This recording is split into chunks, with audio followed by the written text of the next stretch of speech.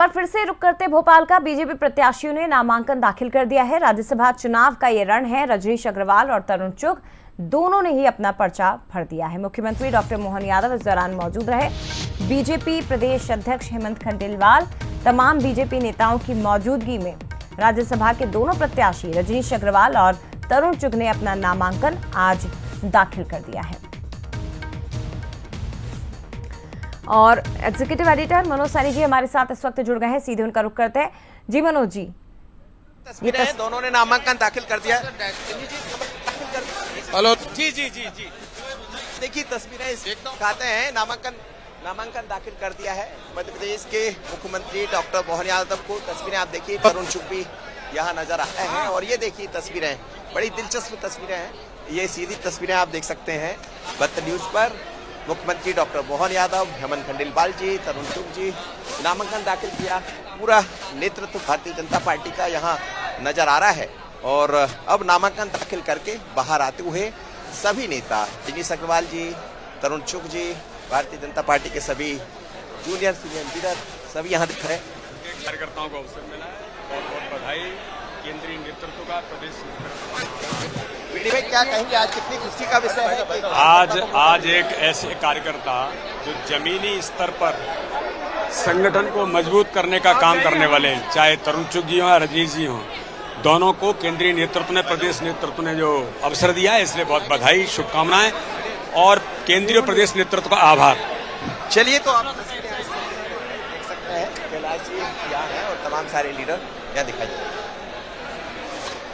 ये तस्वीरें फिलहाल आप देख सकते हैं। मंत्री कैलाश विजयवर्गीय, पूर्व सांसद, पूर्व प्रदेश अध्यक्ष सांसद वीडी शर्मा, मुख्यमंत्री डॉक्टर मोहन यादव, प्रदेश अध्यक्ष हेमंत खंडेलवाल, राकेश सिंह, तमाम नेता बीजेपी के इस वक्त मौजूद हैं।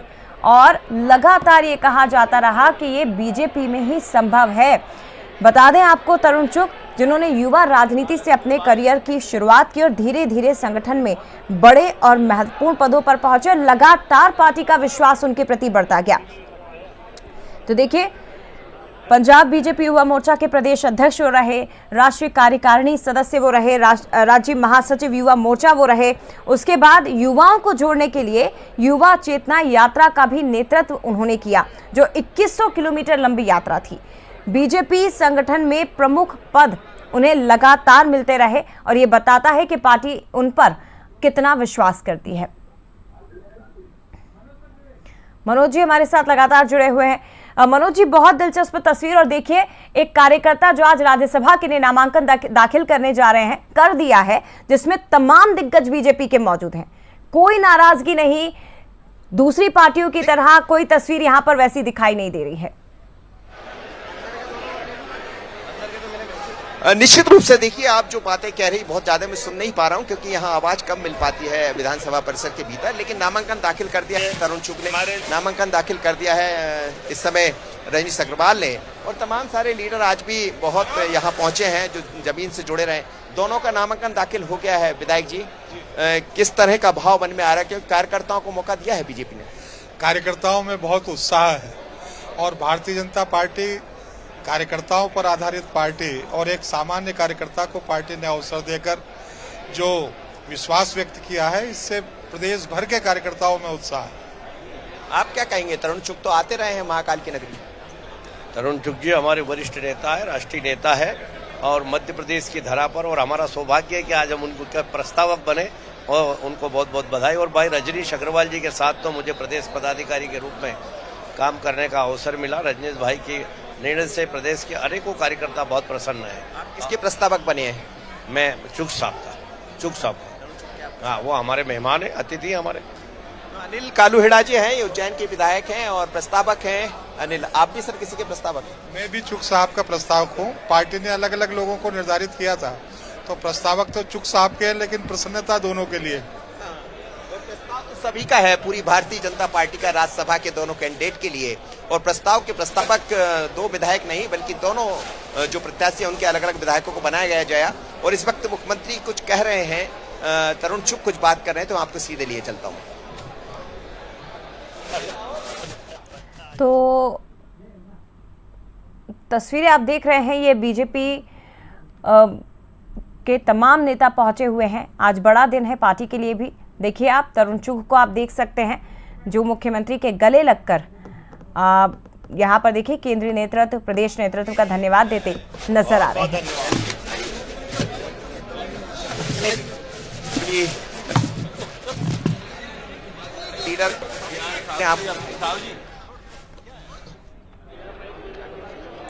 तो बीजेपी के तमाम प्रवक्ता, कार्यकर्ता सभी यहां पर मौजूद हैं। नामांकन दाखिल कर दिया गया है। तरुण चुघ जो संगठन में प्रमुख पदों पर रहे, अलग अलग पदों पर रहे, प्रदेश भाजपा प्रशिक्षण प्रकोष्ठ संयोजक बनाए गए, राज्य मीडिया प्रशिक्षण प्रकोष्ठ प्रभारी रहे, राज्य भाजपा सचिव रहे, पंजाब भाजपा महासचिव के तौर पर उन्होंने जिम्मेदारी संभाली, फिर राष्ट्रीय महासचिव जो वर्तमान में उनके पास जिम्मेदारी है।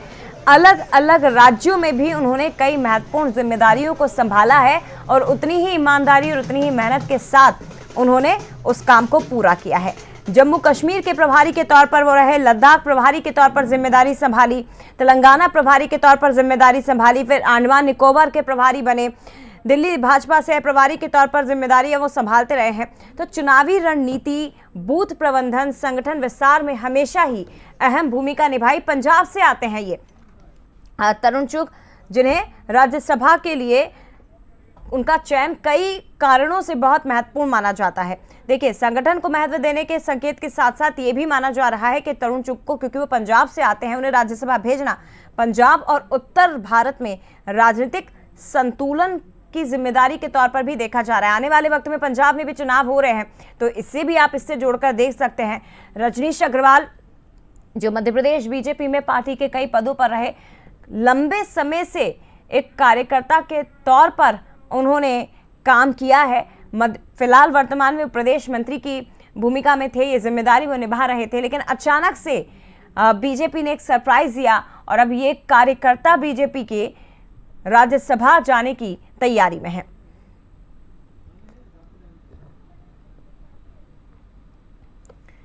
तो ये तस्वीरें आपके सामने मुख्यमंत्री डॉक्टर मोहन यादव तरुण चुघ के साथ नजर आ रहे हैं और नामांकन दाखिल कर दिया गया है। 18 जून को राज्यसभा के लिए चुनाव होने हैं, लेकिन एक और सरप्राइज, एक तो उम्मीदवार के तौर पर पार्टी ने सरप्राइज दिया है, लेकिन एक और बड़ा सरप्राइज ये भी हो सकता है कि क्या तीसरी सीट पर भी कोई आपको नजर आ सकता है कि सरप्राइज एलिमेंट वहां पर भी नजर आएगा। हालांकि तीसरी सीट कांग्रेस के पास है, वहां से मीनाक्षी नटराजन को कांग्रेस ने उतारा है, लेकिन जिस तरह से बीजेपी के तमाम नेता संकेत दे रहे हैं, क्या ऐन वक्त पर बीजेपी तीसरी पार्टी को लेकर भी चौंका सकती है और कांग्रेस को झटका दे सकती है, ये भी देखने वाली बात है।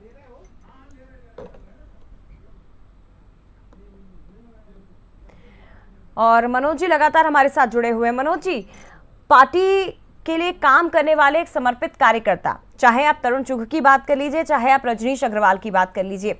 तरुण चुघ जिन्होंने अलग अलग राज्यों के प्रभारी के तौर पर काम किया है, अलग अलग जगह पर जिम्मेदारी संभाली, दूसरी तरफ रजनीश अग्रवाल जो फिलहाल जिस पद पर संभाल रहे, एक लंबा संघर्ष कार्यकर्ताओं का, और इन दो कार्यकर्ताओं को राज्यसभा भेजने के बाद अब जो बाकी तमाम बीजेपी के कार्यकर्ता हैं वो उत्साहित भी हैं, लेकिन उनके अंदर का भी एक मनोबल बड़ा है कि आगे बढ़कर पार्टी हमें भी मौका दे सकती है।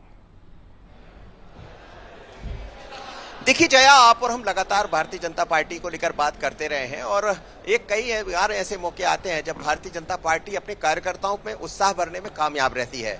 कुछ ऐसा जरूर करती है जिससे कार्यकर्ताओं को लगता है किसी दिन मेरा भी भाग्य खुल सकता है। आप याद कीजिए पिछली बार जब राज्यसभा के 2 टिकट हुए थे, जिसमें सुमित्रा जो कि एक पार्षद थी जबलपुर की, उनको घर से बुलाकर जब वो सो रही थी तो कलेक्टर भी उनके घर को नहीं ढूंढ पाया था जब शिवराज जी यहाँ से फोन कर रहे थे, और शिवराज जी को भी पता नहीं था कि कौन प्रत्याशी। रात को अचानक पता लगता है कि सुबह नामांकन दाखिल करना, तो रातों रात एक गाड़ी जाती है उनको लेकर आती है। इसी तरह रजनीश अग्रवाल की बात करें या तरुण चुघ की, रजनीश अग्रवाल तो बिल्कुल जमीन के नेता है। 30 साल का संघर्ष है, 28-30 साल हो गए। 1990 में एबीवीपी से जुड़े, उसके बाद लगातार वो संघर्ष करते रहे, तो 30 साल के बाद उनको वो प्रतिसाद मिला। यानी बीजेपी ने इस बात को गौर किया। और बीजेपी की एक चीज और है, हम ये देखते हैं कि आपको पता ही नहीं होता कि आपको कब क्या मिल जाएगा, लेकिन आप यदि जोर जुगाड़ लगाएंगे, आप यदि कुछ इस तरह की चीजें, रजनी सेकरवाल एक दिन भी दिल्ली नहीं गए, लेकिन उनके पास सीधी सूचना आती है कि आप राज्यसभा के प्रत्याशी बना दिए गए। सुमित्रा जो पिछली बार राज्यसभा की सदस्य चुनी गई थी जबलपुर से, जबलपुर की रहने वाली एक पार्षद, उनको पता ही नहीं था। ऐसे बहुत उदाहरण आपको विधानसभा के दौरान, लोकसभा के दौरान आपको मिल जाएंगे कि जिनको पता ही नहीं होता है और बीजेपी उनको टिकट दे देती। लेकिन टिकट देने का आधार उनका काम होता है, संगठन के प्रति समर्पण होता है, और ये समर्पण भाव से जब कार्यकर्ताओं को मौका मिल जाता है तो एक कार्यकर्ता को टिकट मिलता है, एक कार्यकर्ता को बड़ा मौका मिलता है, लेकिन तमाम सारे कार्यकर्ताओं में ऊर्जा आ जाती है कि हो सकता है किसी दिन मैं भी इनमें से एक हो सकता हूं। और यही भाव जब हम सबके भीतर भी होता है तो सभी लोग काम करते रहते हैं। इसे कहते हैं संस्था के प्रति वफादारी कहें इसको, या संगठन के प्रति अपना समर्पण कहें। आप काम करते रहिए, चरेवेती भारतीय जनता पार्टी में कहा जाता है, तो चलते रहिए। कब आपका भाग खुल जाएगा पता नहीं, लेकिन निश्चित रूप से रजनी सेकरवाल को राज्यसभा का प्रत्याशी बनाए जाने के बाद से मध्य प्रदेश के तमाम सारे कार्यकर्ता उत्साहित है और एक नई उमंग, नई तरंग के साथ एक विश्वास जगा है कि कभी भी हम भी कहीं भी पहुंच सकते। अच्छा मनोज जी, एक और दिलचस्प बात, क्योंकि 2 सीटें जिन पर बीजेपी ने दोनों तरफ से प्रत्याशियों को उतार दिया है, जिस तरह से प्रत्याशी के ऐलान में पार्टी ने एक सरप्राइज दे दिया है सभी लोगों को, क्या कुछ समय बाद हम ये भी देखेंगे कि तीसरी सीट को लेकर भी कोई सरप्राइज बीजेपी दे सकती है? ऐन वक्त पर कहीं खेला बीजेपी ना कर दे, जिसके संकेत तमाम नेता दे रहे हैं पार्टी के। देखिए, ये मौका खुद कांग्रेस दे रही, जैसा बीजेपी का कहना। आज सुबह से लेकर अभी तक कई सारे नेताओं से बात हुई है, लेकिन फिर मैं आपको दोहराऊंगा कि मुख्यमंत्री से जब बात हो रही थी बंसल न्यूज की, तो हमने उनसे कहा कि कांग्रेस अपने आप में संकट में पा रही, तो उन्होंने कहा संकट और भी बढ़ सकता। तो इसके बड़े गहरे मायने हो जाते हैं जब खुद मुखिया इस बात को कह रहे हैं। भूपेंद्र सिंह को इस बात को कहते हुए सुना, कैलाश विजयवर्गीय, राकेश सिंह, और अभी तो मेरी सभी नेताओं से बात हुई, तो कुछ तो पकड़ा है। यदि जरा भी ढील दी गई, जरा भी गलती कांग्रेस कर बैठी, कुछ विधायक संपर्क में आ गए, तो इसमें कोई शक नहीं है खेला हो जाएगा। क्योंकि भारतीय जनता पार्टी ने 4 फॉर्म लिए। अब 4 फॉर्म लेने की वजह क्या? वैसे भी जब कोई दाखिल नामांकन करता है एक प्रत्याशी, तो उसके साथ 2 फॉर्म जमा किए जाते हैं, लेकिन क्या 4 में से एक बचा लिया? अब ये तो बीजेपी अंदर की कहानी जाने, लेकिन 4 नामांकन बीजेपी ने लिए हैं। 4 के पीछे क्या यही एक चीज है कि कोई और तीसरा आ जाता सोमवार तक, तो उसका भी नामांकन दाखिल कर दिया जाएगा। लेकिन किसी भी बात से जो चेहरे के भाव दिखाई दे रहे हैं वरिष्ठ नेताओं के, उससे इनकार नहीं किया जा सकता। और बीजेपी से ज्यादा फोन तो मेरे पास कांग्रेस के नेताओं के आ रहे हैं कि बीजेपी क्या कर रही है। इसका मतलब ये कि कांग्रेस के भीतर भी उथल पुथल मची हुई है, और ऐसी भी खबरें आ रही है कि कमलनाथ या फिर हम भूरिया की बात करें, कहीं ऐसा तो नहीं कि प्रत्याशी पर कांग्रेस कुछ और विचार कर ले इस मामले को दबाने के लिए। आज शाम को कांग्रेस की बैठक है विधायक दल की, वहां भी तस्वीरें सामने आएंगी, तो विधायक दल की बैठक के बाद बहुत साफ हो जाएगा कि कांग्रेस के भीतर के विधायकों की क्या मंशा है, उनके भीतर क्या चल रहा है। क्योंकि ये टिकट राहुल गांधी ने दिया है, कांग्रेस के शीर्ष नेतृत्व ने दिया है। यदि एक भी विधायक अपोजिट में जाता है, विरोध में जाता है या वोटिंग करता है, तो फिर ये सीधी लड़ाई राहुल गांधी से होगी। जीतू पटवारी, उमंग सिंगार के लिए मुश्किल होगी। तो पूरी प्रयास तो यही होगा पूरी कांग्रेस के वरिष्ठ नेताओं का कि ऐसा ना हो। लेकिन बीजेपी भी आप जानती हैं किस तरह काम करती है। 2020 की तस्वीरें हमने खूब देखी है, जब 29 के 29 विधायक टूट सकते हैं, तो ये तो 4-5 का। मनोज जी, अच्छा मनोज जी, एक और जानकारी जरा जल्दी से दीजिएगा, क्योंकि देखिए रजनीश अग्रवाल तो पार्टी के कार्यकर्ता के तौर पर लगातार काम करते रहे, उन्हें उसका फल मिला है। तरुण चुग जो पंजाब से आते हैं, उन्हें राज्यसभा के लिए प्रत्याशी बनाया गया, और क्योंकि पंजाब में भी इलेक्शन होने हैं, तो क्या इसे उससे भी जोड़कर देखा जा सकता है? निश्चित रूप से हमने पहले दिन ही, जैसे ये चुनाव का टिकट घोषित हुआ था दोनों का, तो पहले दिन ही शरद जी मेरी बात हो रही थी, तो हमने यही बात कही थी कि पंजाब से तरुण चुग को देने का यही मकसद है कि आने वाले दिनों में पंजाब की चुनाव है। और आप एक चीज और देखेंगे, जैसे ही वो राज्यसभा सदस्य बनते हैं, जो मेरे पास जानकारी है, तो केंद्रीय जो कैबिनेट है उसमें भी फेरबदल होना है। तो कोई बड़ी बात नहीं कि तरुण चुग वहां भी दिखाई दे। तो ये जो चयन है, ये बड़ा अलग तरह का चयन है। प्रधानमंत्री मोदी के पसंद का चयन है तरुण चुग का। और तरुण चुग अभी महासचिव रहे हैं, तमाम जगहों की उन्होंने जिम्मेदारी निभाई है। पार्टी के समर्पित कार्यकर्ता मनोज जी, चाहे आप रजनीश अग्रवाल की बात कर ले जिन्होंने मध्य प्रदेश में भूमिका निभाई, चाहे आप तरुण चुग की बात कर लीजिए जिन्होंने अलग अलग राज्यों में प्रभारी के तौर पर जिम्मेदारी निभाई, लेकिन संगठन के लिए पूरे समर्पित कार्यकर्ता की तरह उन्होंने काम किया है। और आज उसी का परिणाम है कि दोनों को राज्यसभा के लिए भेजा जा रहा है। फिलहाल बहुत धन्यवाद आपका मनोज जी, तस्वीरें और तमाम बातचीत हम तक पहुंचाने के लिए।